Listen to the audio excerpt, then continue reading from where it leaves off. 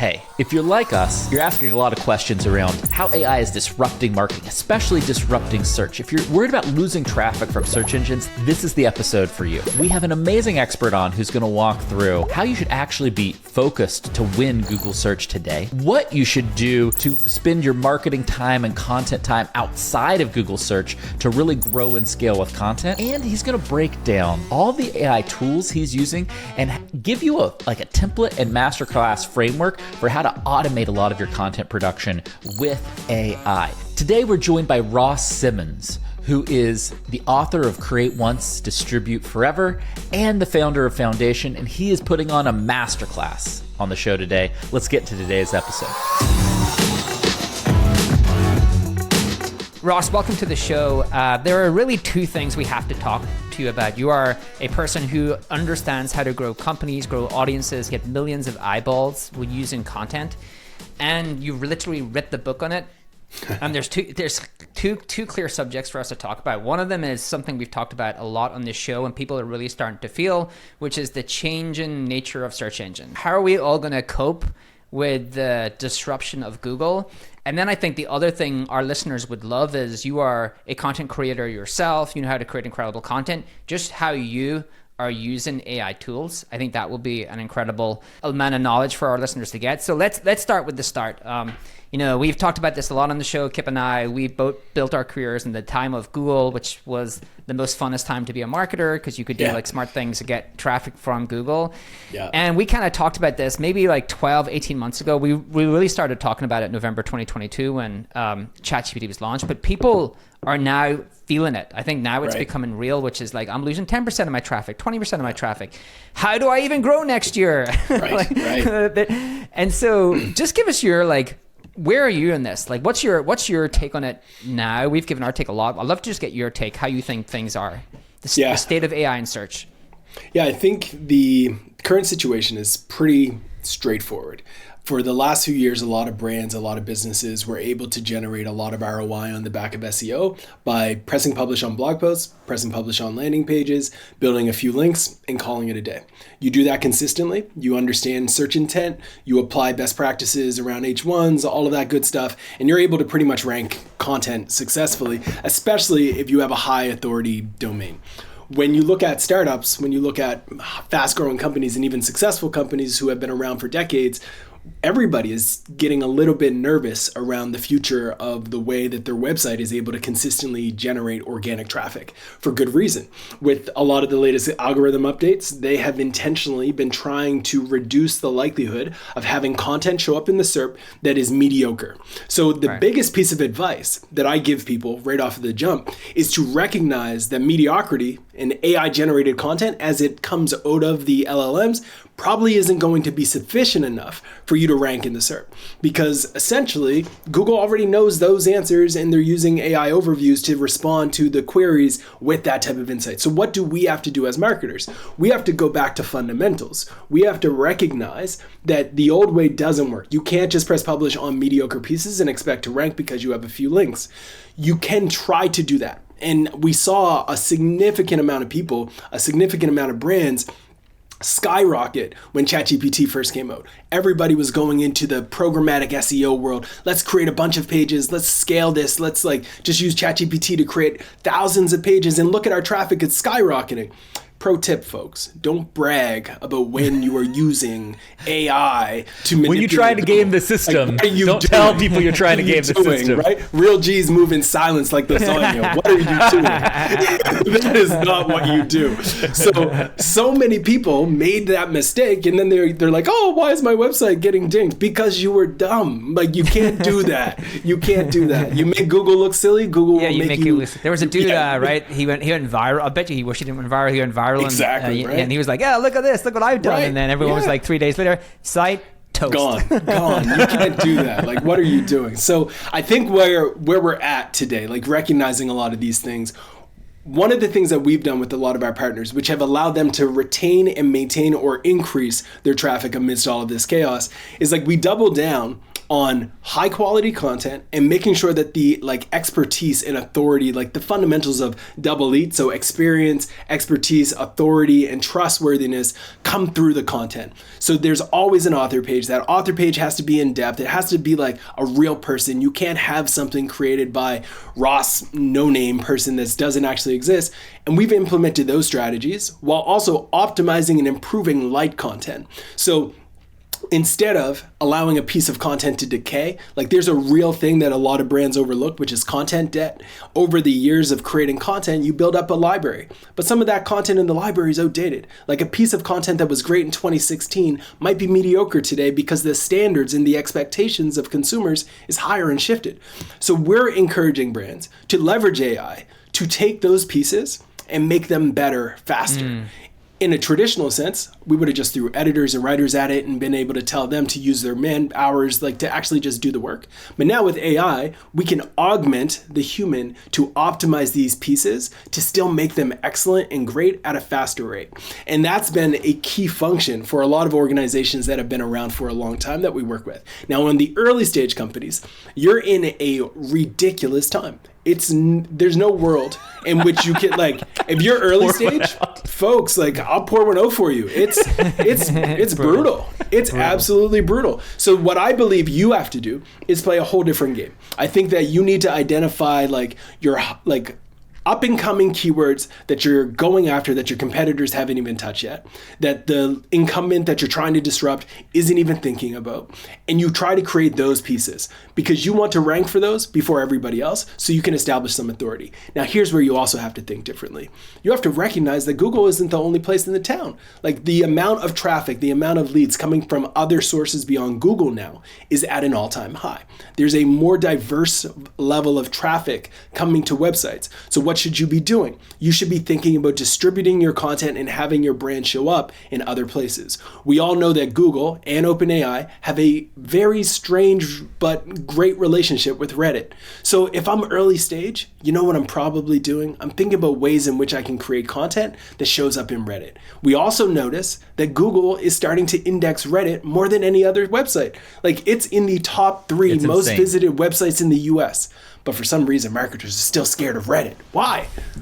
Like this is a massive opportunity. If you're early stage, Reddit is a massive play. People, one, self-identify. The only people who are subscribing to a subreddit about marketing are marketers. The only people subscribing to a subreddit about sneakers are sneakerheads. The only people subscribing to a subreddit about fantasy football are fantasy football fans. So why not embrace the time and energy to like go into these communities? So what we're recommending to partners who are in those stages where you might not have the same level of authority in a market is to think about LinkedIn articles. Think about creating Reddit posts that are native to certain subreddits and communities. Do an analysis of the SERP for your high priority keywords and figure out what keywords you should be ranking for that Reddit is ranking for. And then go out and create that content as well on Reddit. Answer the queries that are already ranking in Reddit for your various keywords and then get yourself some upvotes because you add value to the community, include links to your assets, and give those upvotes as well. So a long story to a short question, but essentially there's 2 components. One, strive for content excellence with the pieces that you're creating and make sure that the old pieces are now great and they're not mediocre. And then 2, think about the various ways in which Google, as well as all the other LLMs, are actually scraping the internet so you can influence them by showing up in more places like Reddit, like Quora, like Facebook groups even, like all of these different things you need to be considering as new ways to get in front of your audience. Hey guys, real quick. You know we love building custom GPTs on the show, and we love sharing it with all of you. Well, we wanted to kick that up a notch. We just developed this free guide that teaches you how to build your own custom GPT on ChatGPT. We've taken the guesswork out of it. We've got templates. We've got a step-by-step guide to design and implement custom models so you can focus on the part that's actually fun, the part we love, actually building it. And if you want it, you can grab a link in the description below and go check it out now. Now back to today's show. I got a quick follow-up, Kieran, first, because the number one question I get from founders, Ross, is, all right, at this stage of the game, if I'm coming into it, how much time should I spend on text-based content for the Google search engine? That is like, full stop, the most popular question I get. I'd love to hear your answer to that. Yeah, I think, And I'll probably steal it. yeah, I think as a founder, you're going to have a lot of things on your plate. In an ideal world, you can have someone do it full time. Like ideal world, you have budget, you have scope. One person focuses on it full time, but they're not. Still above other channels. Is that what you're saying? No. That's where what I'm trying to get different. the mix. I'm trying to get the mix right. I would say that they're probably they're going to spend 50% though on the written side. And the reason why is because the internet is still foundationally built on the back of written word. It's not yet at a point where the internet is like truly built on the back of video. It's written content within the video and like the headlines, the subjects, all those things that support it. But at the end of the day, I would say 50% should still be rooted in the written word, because that content should be repurposed. It should be repackaged. And I would say that not everyone is made for video. Not everyone is made for audio, although AI makes it way easier now and everybody should be more comfortable with those things. I would say 50% of an individual on your team who's driving growth and revenue marketing in an early stage company should be thinking about content production, producing stories. And it's not just Google though. Like when I'm talking pure written. So it's writing social content, it's writing blog posts, it's going into Reddit and writing about things in there, it's writing your email newsletters, it's writing the drip campaigns for lead magnets. Like 50% of written content is still very valuable. The other 50%, is it like content as well, or doing other things? Like, do you think people should invest in video much earlier than they are, podcasts much earlier than they are? Like, they're much harder forms of content to grow an audience around, but are they things you recommend people start earlier than they maybe are doing? If I'm a founder in B2B, then there's no question that video is going to be at play, right? Like video in B2B on LinkedIn is a channel that is taking off, and it makes sense. LinkedIn is incentivized to recognize that if they are able to capture people's attention, then they have more opportunities to generate ad revenue. So they're investing a lot of money in creators to create content that is video based. I'm one of those creators. Like I have LinkedIn courses and things like that rolling that LinkedIn pays for me to create, because they know that there's so much value in having people who produce that type of content. So my recommendation to founders is get on the train. There's a massive increase. I've seen, we put out a video the other day and it had like 400,000 views, and it was like a video that was 30 seconds. But like that reach in the B2B context is unheard of traditionally. LinkedIn Shorts are getting going. They're getting going, right? And I think the lesson that you're telling people is like, understand where you're playing and what the incentives are where you're playing. And right now, LinkedIn's incentives is to make video a bigger thing. And so if you publish video, it's going to get unfairly distributed. It's like their algorithm, everything else is going to pump it up, and you're likely going to get more attention for video than you are if you just go write a text post. That's 100% it. And I think what people need to think about when they're figuring out how to make this mix, like I would say 80% of all of the activities that your marketing efforts are going into should be things that you are pretty confident, like very confident are going to work. And then the rest are your experimental efforts, right? Like 5 years ago, 3 years ago, I would have threw Reddit in the experimental bucket, but now it's like, it's a lock. It works. It's not as questionable anymore. But you might say TikTok. Like you might say, I'm going to engage with TikTok influencers to see if they can help me scale a B2B product. That's an experiment today. So 80% should be surefire wins. Like these are going to ring the cash register for you. Let's invest in these things because we know they're going to win.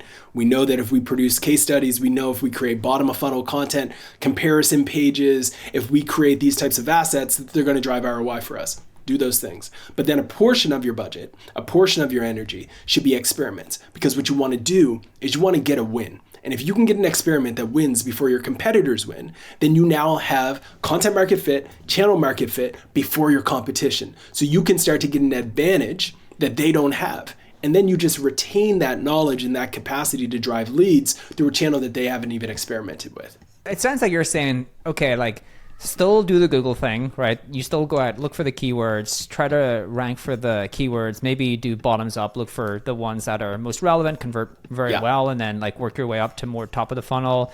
Look at overall what we call in HubSpot is like surround sound. Look at like all of the places you could show up outside of Google for that topic. Like maybe it's Reddit, maybe it's LinkedIn. Where are there other relevant places you could appear? Yeah. Just coming back on the Google one, like I'm curious to even get how you use Google versus AI today, right? So when I think about my own habits, I use AI exclusively nearly. I still use Google now and again, but it's unbelievable given like 2 years ago, we were just using Google without even thinking about anything else, right? Just Google. 2 years later, I hardly use Google for anything that you Google. And so the reason I do that is because it's able to give me clear and concise answers. It's a research assistant. It goes off, it does all the blue links, comes back, and gives me clear and concise answers. So for these companies that are going, okay, well, there's still some keywords. I want to create some really great content, like not just the basic content, but but they're all informational keywords, right? They're informational queries.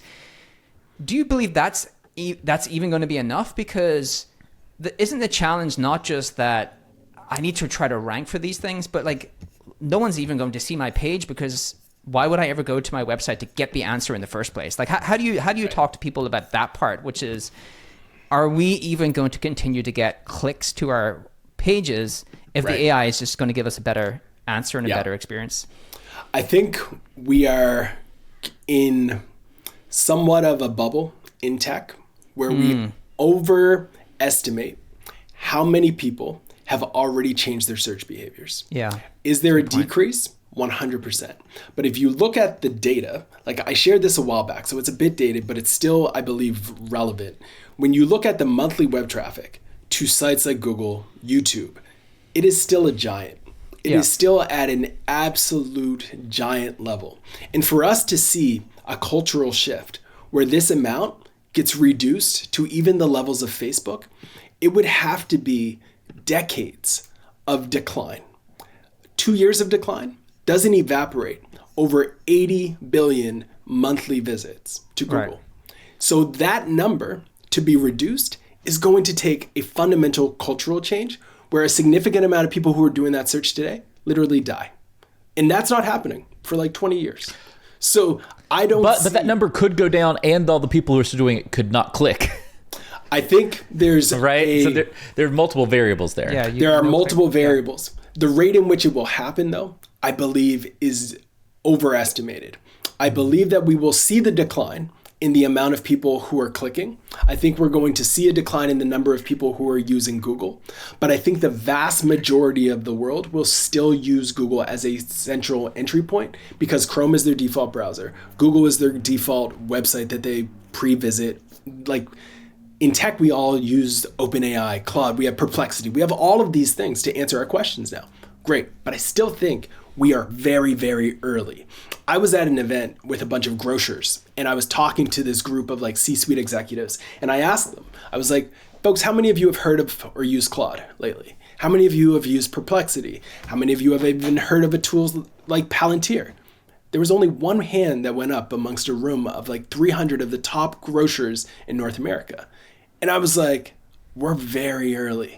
And that was the signal to me that this is still early days. So my message to folks who are even thinking strategically around this stuff is you still have a competitive advantage if you're even listening to us have this conversation, because you can, one, use AI because most of your competitors probably still aren't, even though it's always talked about on X and on LinkedIn, most people still aren't using it. So you can win that way. And two, you can get ahead of the curve by starting to distribute your content now into these channels where OpenAI has a relationship with Reddit. So seed your content there so the LLMs start to respond the way that you want to. There's this concept of generative engine optimization that I think is going to become, in some ways, I don't want to say it's the new SEO, but it is a real reality. And with this, there was a study that was conducted, and we wrote about this on the Foundation blog, where it talks about the ideas that go into optimizing for the LLM. So essentially these students had done this analysis around how you can actually influence the things that the LLMs are saying back, whether it's AI overviews, Claude, GPT, all of those different things. And it was clear, very clear, that if you made content that was easy to understand, authoritative with the tone, you used technical terms that are related to your niche, it was fluent, you cited sources, you had quotations and stats, that you would actually see an increase in your ability to show up in the response from an LLM. A lot of those ideas are the same ideas as great SEO. And if you can apply the best practices around great SEO to your content, you should be able to influence the LLMs, especially if you distribute your content into the places in which the LLMs have licensing deals to scrape their information. That's the icing on the cake. And if you do that now, you set yourself up so as that decline in search, the decline in clicks start to happen, you're now able to ensure that you show up when someone asks those questions to Google AI overviews, Claude, Perplexity, etc. Yeah. This is a great point. Actually, I do think we're going to see it in B2B much quicker than B2C. And I think we're going to see it in certain B2B niches much quicker than other B2B niches, and to where there's like much more tech proficiency. Can I just go back to one thing you mentioned? Because I think our audience would really love a breakdown of how you do this. So one of the things you mentioned is definitely being a big part of our growth, which is historical content optimization, which you described that you have a large library and you have to continue to update and refresh that library. And you mentioned you use AI to augment that strategy. Can you go through like what exactly you're using AI to do there? Yeah, for sure. So the first thing that we do is we look at trends around our traffic. And what we're looking for are any pieces that have started to show decline, any pieces that at one point were like ranking and thriving, had a lot of high quality backlinks. It's kind of like this Simmonds hierarchy of Maslow's needs kind of thing, where we were like, all right, if these pieces have a lot of backlinks, they used to generate a lot of referral traffic, these are the pieces that we need to kind of fix up. And then when we go through the process, we're running like an analysis through a tool like Phrase or something like that, which will scan the text and identify whether or not it compares to the content that's in the SERP. So we'll do that cross analysis to see really in the SERP what content is already ranking and what is in this content. Are these pieces 2,000 words on average? Are they 4,000 words on average? What are some of the key points that they have? We'll use Wayback Time Machine to even look back at like what are the updates that these pieces have made over time to get better and to rank, and then start to identify the gaps. Then we go back to our tool, and ideally what we're doing is we're not just having a human go in and optimize it, but we're having a human that is augmented with AI to go through a series of checklists that we create around how to improve these pieces. So some of the things that we always do is we always set the bar for high editorial standards. So we ensure that the content reads like a human. We use the AIDA methodology as an intro or bottom line up front. We use those as kind of like this starting point. Over time, in the early days, that might not have been embraced by the writer, so we adjust it and we have them improve it. We always strive to incorporate multimedia content. So if we see that in the SERP, there's a lot of YouTube content showing up, we will go one of two ways. Either we will have the client, the partner, create that YouTube video, or we'll develop that YouTube video with one of our partners, or we'll leverage a tool like HeyGen to essentially take the entire blog post, turn it into a YouTube script, and then have an avatar read that content as an individual representing that brand and embed that at the top, because we see those as helping rank higher. We embrace those double lead authorship best practices. So we're essentially doing GEO on those pieces. We're adding in stats, we're adding in quotes, we're trying to find edu links that we can incorporate. We're grabbing screenshots from those journals and those papers. We're even using ChatGPT, Claude, etc., to help us find what pieces could be used to support that optimization. We're then ensuring that there's internal links from that piece to newer pieces. One of those things that happens if a post was published in 2014, it's linking to pieces from 2012. We need to update those links so when they're linking to newer assets. So we would go through and actually update those links as well. And then finally, we just make sure that that reads like a human, and that goes to an editor who would do that piece and that side of it. Now, one of the things that we also love to do when we're optimizing these pieces is we try to make sure to ensure that they're adding value. We give away something tactical and very like tangible, utility driven in B2B. One of the best cheat codes that we found recently to do that is to leverage AI to say, hey, ChatGPT, I just created this piece.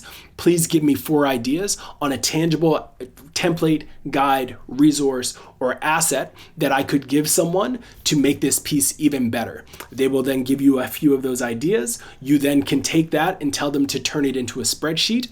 Chef's kiss. Wild that we can do that these days. I love the time that we live in because it used to take me so long to create them. You get that spreadsheet, you format it, you redesign it, you pass it off, and it's game over. You do that over and over again, and your content wins because you have the best piece of content in the SERP. And then what I love though, guys, like at the end of the day, everybody is hating on this race to the top of the SERP. I love it because it is a competition to see who can create the best content. And that's what we all should have been doing from the first place. Every marketer lost track of the fact that this isn't just like a game where you're creating content for the sake of creating content. We're creating content to add value to the lives of the people on the other end of the intent in the search query. So if we all are trying to create the best pieces of content possible, then it is going to be a net positive for the culture, for the industry, and for people that consume the content, which is a win-win for everybody. So I'm excited for it. And I think the race is on and people should double down on it. Like, it's not enough to just create the light content anymore. I want to just make sure we put in a masterclass clip here to clip that part out. And if you don't just carbon copy what you did, if you're listening to this and you don't carbon copy that process, you're nuts. We have seen a similar process has been like one of the core reasons we've grown, but you have systemized that and intertwined AI far better than we have done. And some of the things that you've said there are really, really smart.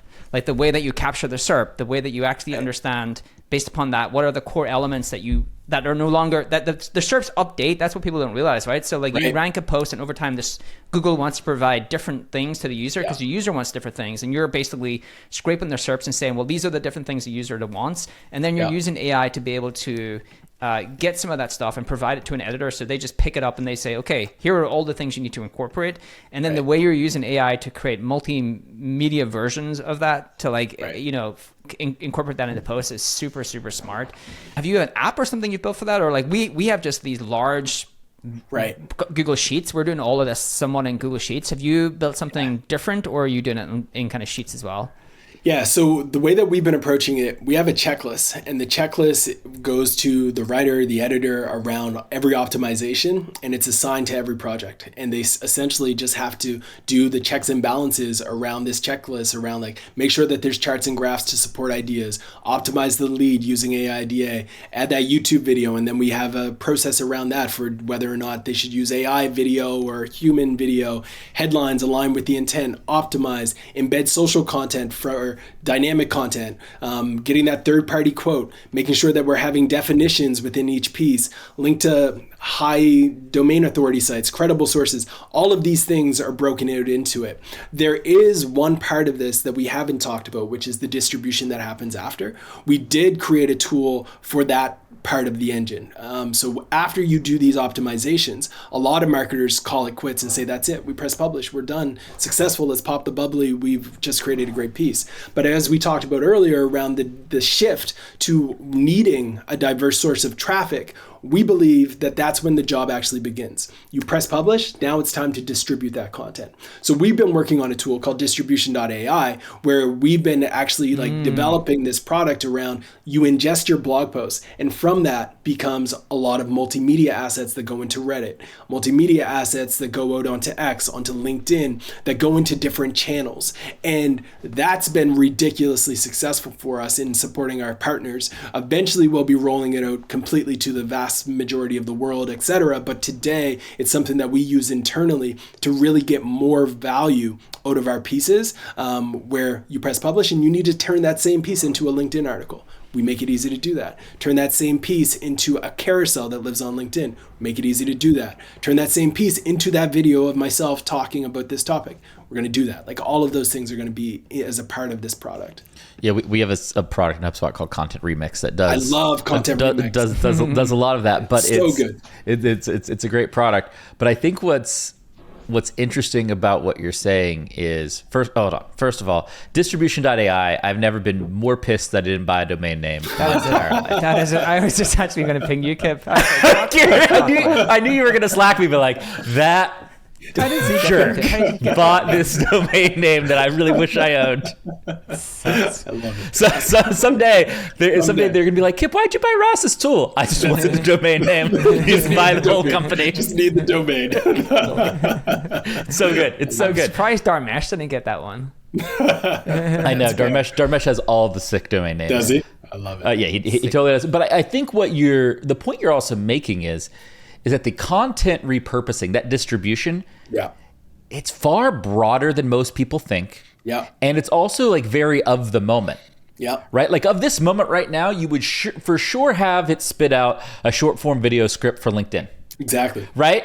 But maybe a year or 2 years from now, that wouldn't be in there, right? True. So it's like a very dynamic playbook. Changes. Just like the SEO side, you also have the dynamic nature of like the distribution side. Right. And AI is causing that change to happen. Right. Exactly.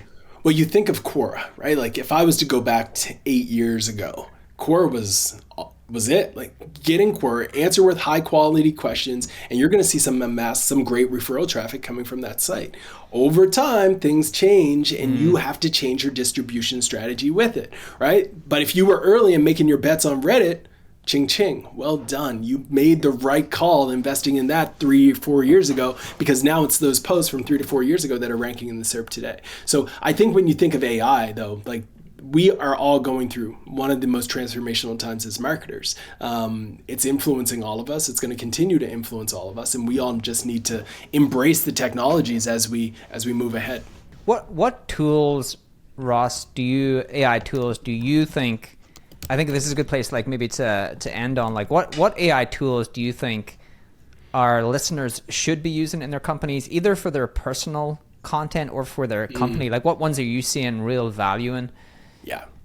I'll be a good company boy, and first of all say, like, I do love Content Remix, and I love HubSpot's tools. Like the stuff that you folks have rolled out has been great. Like I'll start with that. The AI writer tool. I know they didn't pay me to write, but like the AI writer tool is pretty good. I love it. I'm a big fan. But if we want to get a little bit scrappy with it, I'd say some of the tools that I'm a fan of right now would include, of course, a lot of folks have heard of Descript. I'm a big fan of Descript. Yeah. I'm a big fan of Riverside. We use it. We use those a lot. ElevenLabs is fascinating to me. It was the first one that I used probably 2 years ago now to like create a synthetic version of my own voice. And even some of my podcast episodes on Create Like the Greats include AI versions of my voice, and people love them, and they don't know that all the time that it's not me, and it's fascinating. So ElevenLabs is cool. One of my personal use cases for ElevenLabs that I have found very valuable is using it to read things. So ElevenLabs gives you the ability to find a blog post, submit the link, and it will read it back to you kind of in any voice you want. I've been using it to read it back in my own voice, which is weird, but it's cool. It absorbs a lot better for some reason. So I've been like using it as like a weird like way to like learn and study. I'll also have a conversation with ChatGPT of something that I'm trying to work through, and then I'll have the AI like read it back to me in my voice, and it's also been valuable. I'm a big fan of leveraging tools like,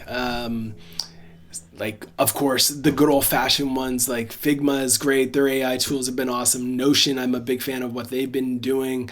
I think like Canva is slept on a lot when the work that they've been doing with AI, just to like automate, the creation of images. Like one thing that I did recently, I went to ChatGPT and I uploaded like 20 of my tweets, and I was like, write another 20. And then I asked it to create a spreadsheet, and it gave me a spreadsheet, and I was able to connect that to Canva. I was able to use Midjourney to create images, like hundreds of images that were all different. And I was able to get a connection between those two via Zapier, depending on what you want to call it. And then from there, it essentially was uploading a bunch of these different images on my behalf. So I think combining a lot of these tools is also very powerful today, and they give you a ton of opportunity. Runway is also interesting, where you're able to like take a graphic and make it move. It's gotten so much better. I was in Italy. Kipp and I were talking about Italy a little while ago, but I found Runway while I was in Italy, and I took a photo of the beach. And there was somebody on the beach walking and something like that. So I uploaded this photo, and then their hands started to go through them, and like they turned into a monster. And I was like, oh, this is horrible. This is brutal. I'm never using this again. But you fast forward, and I started to use it again, and it's fixed a lot of the problems. So much better. And the rate in which things are getting fixed is the coolest part about all of this. Like you're seeing the improvements across all of these tools so much more quickly. HeyGen as well. Like we were talking about how early days you put on HeyGen and it's like, oh, this tool doesn't work. One example of HeyGen and the capabilities is like, I was literally running an experiment where I recorded a video of myself talking into the camera, and I talked to the camera just like I normally would. And then I created an HeyGen avatar to say the same thing. And I put it up on social, and I was asking people like, which one is the real Ross? My assistant got it wrong. My colleagues got it wrong. My own mom got it wrong. And my mom went into deep denial. She went into deep denial. She was like, I know my son. There's no way. I know my son. I know who you are. I was like, no, Mom, that ain't me. So now we have a secret code. And I'm like, Mom, if somebody calls you with my voice, hang up and call me back. And there's a secret code that you have to say. Because you're going to need to start doing that stuff. Yeah, it's crazy. It's wild, right? It is wild. So. I'm going to try to play around a little more with HeyGen, because my dream is like to join meetings that I don't really need to be in and send my avatar, and the avatar can just be there. Yep. It's true.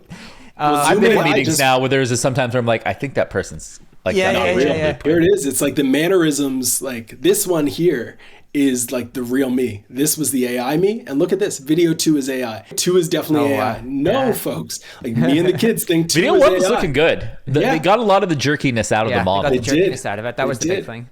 Yeah. But like that, they didn't see that glitch, but like there was a moment where it was obvious, but nobody picked it up. Like, it used to be that the moment was like every other frame. True. But now it might be 1 second out of 30 seconds, which is a massive change to your point. It is. You didn't mention any of the core tools. I'm curious, have you, like, I'm obviously a pretty large Claude fan person, and so they really, did you see their release? This is November 27th. We're probably gonna do a full video on this, but the writing style release, it's so good. It's so good. Yeah. I just want to say that I think they stole this from me. I'm being serious. I wrote a whole Kieran's ego can't take it. I did a whole video series on like the things that I figured out with Claude, and the big thing I had figured out was like how to create writing styles and pair that with post templates. And so you could say, well, here's the different posts that do well on a platform, and then here's different writing styles, and you combine those things. And we have Simon coming on who leads Claude product development for Claude next week, so I'm going to ask him. But that's what you can do now, right? You can just create any writing style. It's true. Either your own content, anyone else's content, pick the writing style, and then you can actually go in and custom say who are the audience and all of this stuff. And I'm curious, like, do you think the writing tools like that are valuable? Do you use them? Are you excited by these kind of features? Yeah, I'm ridiculously excited by them. I think that they are a game changer, and every writer who doesn't use them is essentially just like allowing those who do use them to have a competitive advantage. 100%. I am a massive believer that these tools should be viewed as an augmentation of human skills. And if you are a great writer, using AI makes you a greater writer faster. Exactly. Right? Exactly. If you are a bad writer, though, I will tell you, AI can't save you. Exactly. AI can't save you. This is the point. Yes. If you're 100%. bad, if you are bad, AI will not save you. Get back to school. Go take the course. Learn the fundamentals of copywriting. Like, the fundamentals still matter, but it's kind of like any other tool. Like, everybody gets this whole thing twisted. If you give me a hammer, I can do some things. But if you give somebody who has literally used a hammer 1 million times a hammer, they are probably going to be better than me. So the tool can give everyone value, but the value is really connected to the talents behind it. And if you can empower talented people to use these tools, they can do ridiculously valuable things. And if you don't believe that, just look at YouTube. Like, there are literally YouTube channels that are AI generated content that have over 500,000 subscribers. There are AI TikTok accounts that have hundreds of thousands of subscribers. It is no longer an opinion that can be like held responsibly, that AI is not good for people to use if they want to get more done and be creative and be more successful. It's impossible to say that. It's literally wild that people still have that debate. It needs to be used. All of the tools, long story, answer to a very short question again, but yes, I'm a big fan. I think Claude's going to go far. I think like all the writing tools are beneficial, but I think we still need to remember that the people using them need to be really good at what they do. Yeah, AI creates an immense amount of leverage for people with real domain expertise, and creates a huge amount of problems for people who are lazy and bad at what they do, because AI can do their job better. And that's how I see it, is like, there's never been a better time to invest in domain expertise, because AI can actually help you to do more. Right. And be way more productive. So I think that's a great ending message for the listeners. This was an awesome show, Ross. I think I'm gonna go down and say this is one of our best shows of 2025, because we got deep in the details of everything that's changing, and I think This is probably one that if you watched it, you need to go back and watch it a couple times to really understand and get everything out of it. And Ross, thank you so much for coming on the pod again. We look forward to having you on again soon. Thank you, thank you. We'll see everybody next time on Marketing Against the Grain. This data is wrong every freaking time. Have you heard of HubSpot? HubSpot is a CRM platform where everything is fully integrated. Whoa, I can see the client's whole history, calls, support tickets, emails, and here's a task from 3 days ago I totally missed. HubSpot. Grow better.